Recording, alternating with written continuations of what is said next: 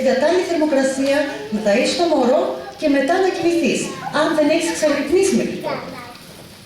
Να ταΐζεις το μωρό σου μόνο 10 λεπτά από κάθε στήθος. Στο σύνολο δηλαδή 20 λεπτά. Είπαμε, δεν γεννήσαμε ούτε ρολόγια ούτε χρονόμετρα, αλλά μωρά. Ο θυλασμός θα πρέπει να είναι απεριόριστος και να διαρκεί όσο χρόνο θέλει το μωρό σας. Μαρία, όταν θυλάζουμε παίρνουμε φάρμακα? Στην πραγματικότητα υπάρχουν φάρμακα τα οποία είναι συμβατά προς το θυλασμό και κάποια τα οποία είναι μη συμβατά. Το αν κάποια θυλάζουσα μητέρα θα πάρει κάποιο φάρμακο, αυτό θα της το συστήσει ένας εξειδικευμένος σύμβουλος θυλασμού ή κάποιος γιατρός. Τις πρώτες 2 μέρες το μωρό χρειάζεται συμπλήρωμα, ακούμε πολύ συχνά, γιατί το στήθος έχει μόνο κάτι σταγόνες. Αυτές οι σταγόνες είναι το περίφημο πία ή πρωτόγαλο. Είναι ό,τι πιο σημαντικό για τον νεογνώ, γεμάτο απαραίτητα συστατικά στοιχεία, ιδιαίτερα για τις πρώτες ημέρες της ζωής του. Μπορεί σαν ποσότητα να είναι λίγο, ποιοτικά όμως είναι τεράστιο. Και αν αναλογιστούμε, όπως σας είπα και πριν, το στομαχάκι του μωρού τις πρώτες ημέρες είναι πάρα πολύ μικρό. Άλλη μια συχνή παρατήρηση. Το μωρό κλαίει, άρα πεινάει. Δώσε μπουκάλι και μη το τυραννάς. Το μωρό στην πραγματικότητα κλαίει. Γιατί μέχρι πριν 9 μήνες βρίσκονταν μέσα στη κοιλιά της μαμάς του με γαλήνη, θαλπορή και ηρεμία. Με το που γεννιέται, βρίσκεται σε ένα περιβάλλον που δέχεται κρύο, ερεθίσματα και πολλές φορές του λείπει και η αγκαλιά της μαμάς του, η οποία σε πολλά νοσοκομεία δεν τηρείται 24 ώρες συγκατοίκηση μητέρας και νεογνού. Μη θυλάζεις το παιδί σου μετά τους 12 μήνες. Αυτό συνήθως το ακούμε από συγγενείς και φίλους, οι οποίοι μας προτρέπουν βιαίως να απομακρυνθούμε από τα βρέφη μας για να διακόψουμε το θυλασμό.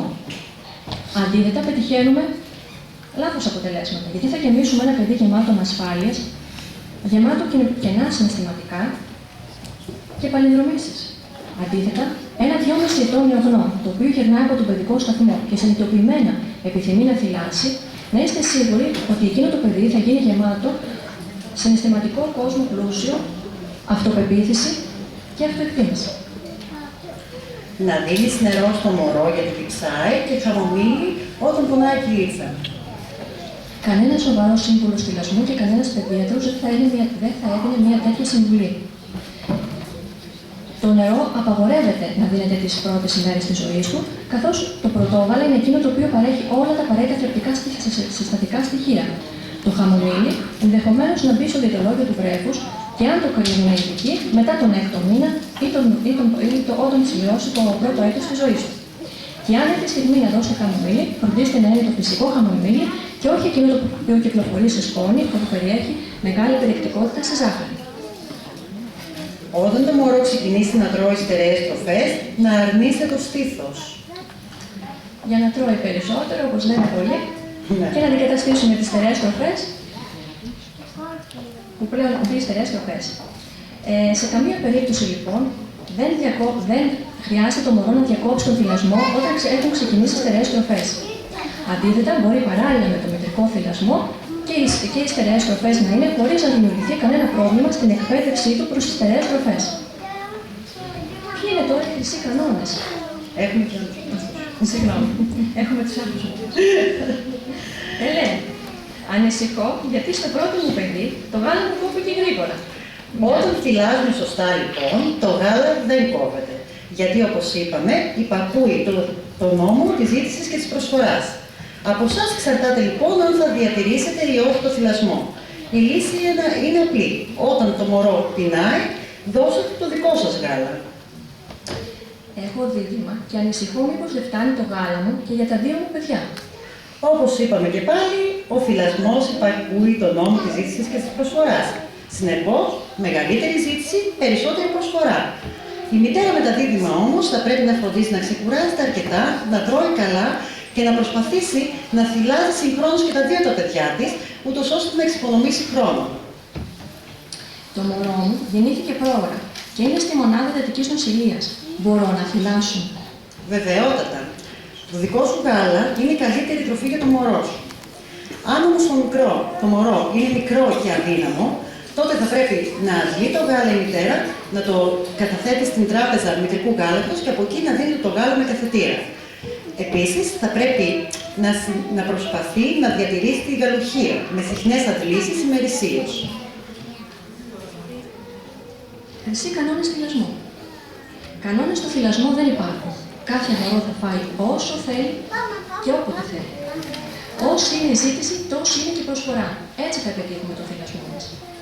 Ακούω το σώμα μου και το ένστικτό μου. Καλύπτω τις ανάγκες του μωρού μου, ξεχνάω τα ρολόγια και τις συμβουλές. Ο θυλασμός είναι αναφέρετο δικαίωμα του παιδιού και υποχρέωση της μητέρας. Σε ό,τι αφορά τις καμπύλες ανάπτυξης. Πάρα πολλοί γονείς, αλλά και παιδίατροι, ανησυχούν σχετικά με το βάρος των παιδιών.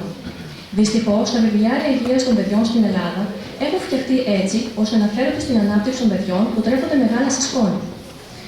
Τα νεογέννητα, τα νεογνά τα οποία συγχύζονται με μητρικό θυλασμό, τους 3 με 4 πρώτους μήνες της ζωής τους παίρνουν πολύ γρηγορότερα βάρος. Ενώ μέχρι το 12ο μήνα είναι αδύνατα σχετικά με εκείνα τα οποία τρέφονται μεγάλα σε σκόνη. Το 2006 ο Παγκόσμιος Οργανισμός Υγείας εξέδωσε νέες καμπύλες ανάπτυξης, οι οποίες αναφέρονται στον τρόπο με τον οποίο θα έπρεπε να μεγαλώνουν τα παιδιά και όχι στο πώς μεγαλώνουν.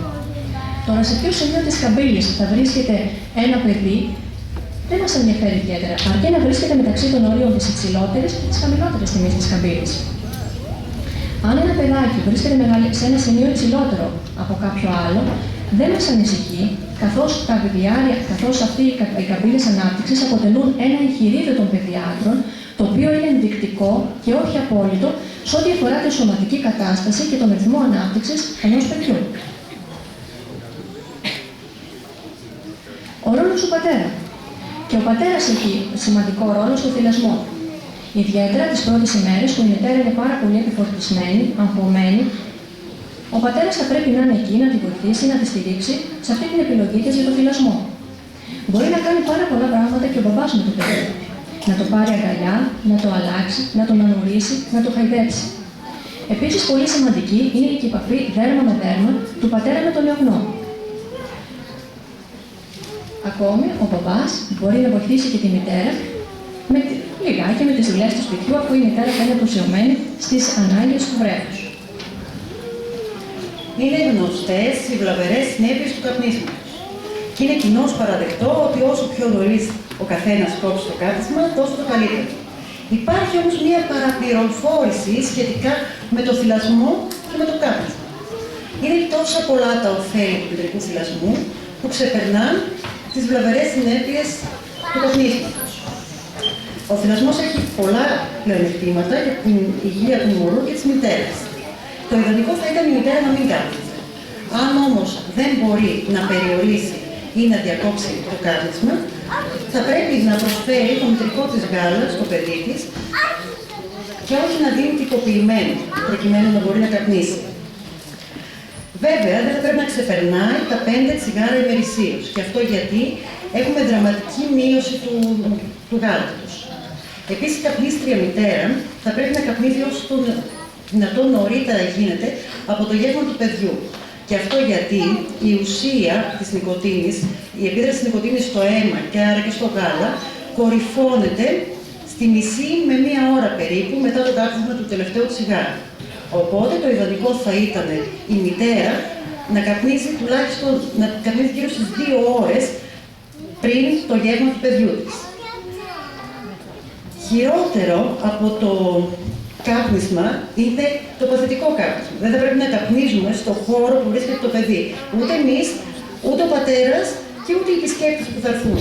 Απαγορεύεται να καπνίζει κάποιος στον χώρο που βρίσκεται το μωρό, γιατί τα πνευμόνια του είναι ακόμα ανώριμα και δεν μπορούν να το εισπνέουν. Είναι λιγότερες οι ουσίες που περνάνε μέσα από το γάλα και είναι περισσότερο το κακό που κάνουμε με το παθητικό κάπνισμα. Η μητέρα θα πρέπει, η καπνίστρια μητέρα, θα πρέπει να έχει μαζεμένα τα μαλλιά της και θα πρέπει αμέσως μετά το κάπνισμα να πλένει τα χέρια της, το πρόσωπό της και τα δόντια της και να αλλάζει ρούχα. Το ίδιο θα πρέπει να κάνει και ο καπνιστής πατέρας προκειμένου να πάρει αγκαλιά το παιδί. Ενώ κάποιος επισκέπτης που είναι καπνιστής, προκειμένου να πάρει αγκαλιά το παιδί, αφού τηρήσει αυτούς τους κανόνες υγιεινής, θα πρέπει να τοποθετήσουμε πάνω στα ρούχα του ένα συντονάκι αγκαλιάς. ούτως ώστε να κουμπίσει το μωρό πάνω. Θυλασμός και εργασία. Εάν λοιπόν θυλάζετε και ήρθε η στιγμή να επιστρέψετε στην εργασία σας, δεν υπάρχει κανένας λόγος να διακόψετε το θυλασμό. Ήδη από τον 6ο μήνα που στο διαιτολόγιο του βρέφους σας έχουν μπει οι στερεές τροφές, μπορείτε να φτιάξετε τη δική σας τράπεζα γάλακτος. Πώς θα φτιάξουμε μια τράπεζα γάλακτος? Τηρούμε πάντοτε όλους τους κανόνες υγιεινής. Πλένουμε με ζεστό νερό και σαπούνι όλα τα δοχεία και τον εξοπλισμό θυλάστρου που πρόκειται να χρησιμοποιήσουμε και τα αποστηρώνουμε. Το γάλα πρέπει να συλλέγει σε αποστηρωμένα γυάλινα ή πλαστικά δοχεία, τα οποία κλείνουν αεροστεγώς. Ποτέ σε δοχεία που δεν έχουν καπάκι, ποτέ σε παγωκίστες που πιάνουμε συχνά το εσωτερικό μας με τα χέρια τους, ποτέ σε σακουλάκια ή δαπαγάκια μιας χρήσεως αφού δεν είναι αποστηρωμένα. Επίσης, ποτέ σε ουροφυλέκτες, παρότι είναι αποστηρωμένοι, δεν είναι κατάλληλοι για τρόφιμα. Θα πρέπει λοιπόν να έχουν τις προδιαγραφές, δηλαδή το σωματάκι με το πυρουνάκι και το κουταλάκι.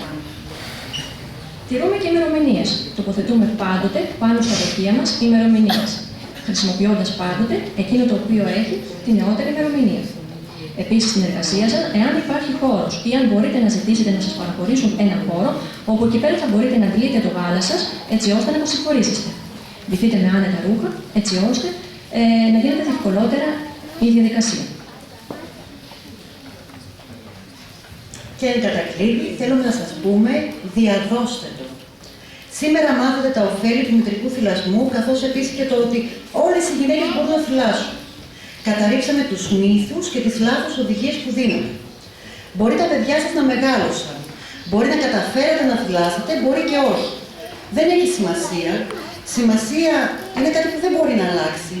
Αυτό που μπορεί να αλλάξει όμως είναι η άποψή σας για το θυλασμό. Εδώ θα ήθελα να σας πω ότι και εγώ δεν κατάφερα να θυλάσω ικανοποιητικά. Θύλασα από λίγο σε ελάχιστα. Αυτό όμως δεν με έκανε να πάψω να θεωρώ ότι ο θυλασμός είναι το πολυτιμότερο δώρο που μπορεί να δώσει η μητέρα στο παιδί της. Βέβαια, πλέον δεν θεωρώ τον εαυτό μου κακή μητέρα γι' αυτό. Η μητρότητα ξεκινάει από τη γέννηση του πρώτου σου παιδιού και διαρκεί για όλη τη ζωή. Η μητρότητα είναι ένας διαρκής αγώνας που κρίνει κάθε μέρα. Και σε αυτόν τον αγώνα λάθη κάνουμε όλοι μας.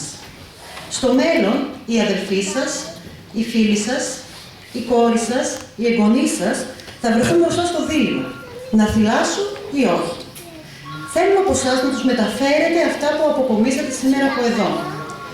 Θα ήθελα να πάψω να ακούω τη γνωστή φράση «και εγώ δεν φύλασα τα παιδιά μου και δεν έπαθαν τίποτα». Σαφώς δεν πάθαν τίποτα με την έννοια που το λέτε. Όμως, είναι γεγονός ότι η μελλοντική γενιά θα έχει πλεονεκτήματα από το θυλασμό. Η μελλοντική γενιά θα είναι μια γενιά που θα αποτελείται από άτομα πιο υγιή, ψυχικά ισορροπημένα, με περισσότερη αυτοπεποίθηση και αυτοεκτίμηση και με υψηλότερη νοημοσύνη. Το προσωπικό του Γενικού Νοσοκομείου Πρέβεζας θα είναι δίπλα σας, είτε επιλέξετε εμάς για να γεννήσετε ή κάποιο άλλο δημόσιο νοσοκομείο ή ιδιωτικό με ευτήριο.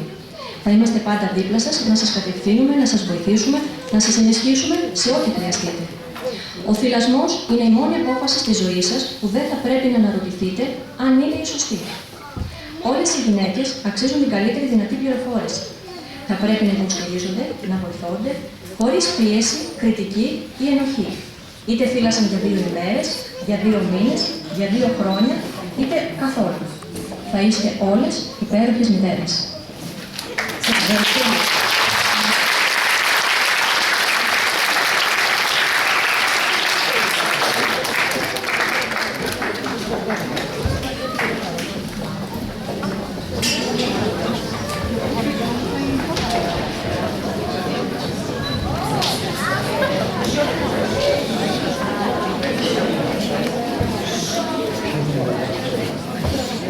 Μισό λεπτό, παιδιά, περιμένετε, όχι ακόμη. Όχι ακόμη.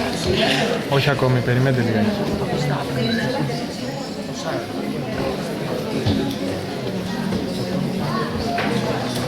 Εντάξει, ωραία. Ευχαριστούμε τους συναδέλφους. Τώρα θα υποδεχτούμε το μουσικό σχολείο της πόλης μας, το οποίο θα μας πει ένα γλυκό νανούρισμα, θα μας αποχαιρετήσει μάλλον με ένα γλυκό νανούρισμα, έτσι όπως γλυκά αποχαιρετά και νανουρίζει κάθε μανούλα το παιδί της κάθε βράδυ. Ας τους υποδεχτούμε.